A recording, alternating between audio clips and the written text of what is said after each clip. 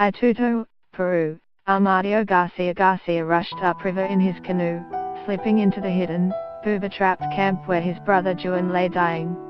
Juan writhed in pain and shook uncontrollably as his fever rose, battling malaria. As Garcia consoled him, the sick man muttered back in words that no one else on earth still understood. Chisatavia, he said that sweltering day in 1999. I am so ill. The words were Toshiro. A mystery to linguists and anthropologists alike, the language was spoken by a tribe that vanished into the jungles of the Amazon basin in Peru generations ago, hoping to save itself from the invaders whose weapons and diseases had brought it to the brink of extinction. A bend on the Wild River, as they called it, sheltered the two brothers and the other 15 remaining members of their tribe.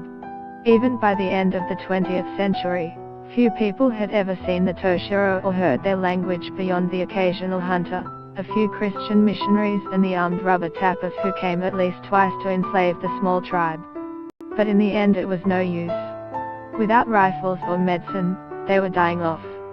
By the time Garcia wrestled his dying brother into the canoe that day, they were the only ones who remained, the last of a culture that once numbered in the thousands.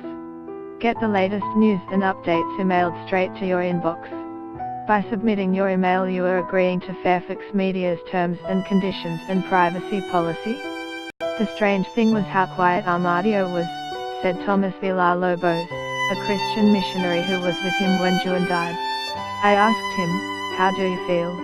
And he said to me, it's over now for us. Garcia said it haltingly, in broken Spanish, the only way he would be able to communicate with the world from that moment on. No one else spoke his language anymore. The survival of his culture had suddenly come down to a sole, complicated man.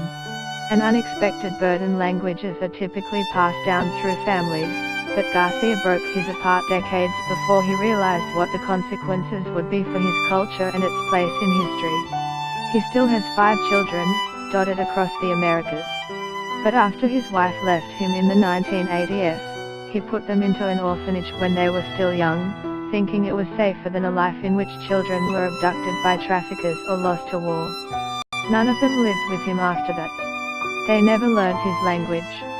For those languages that are in this critical situation, many times it seems their fate is already sealed. That's to say, it's hard to ever recover a language at this stage, said Agustin Paizo, a government linguist trying to document Toshiro. Armadio Garcia, he wants Toshiro to come back. He wants it, he dreams of it, he longs for it, and he suffers to know that he is the last speaker.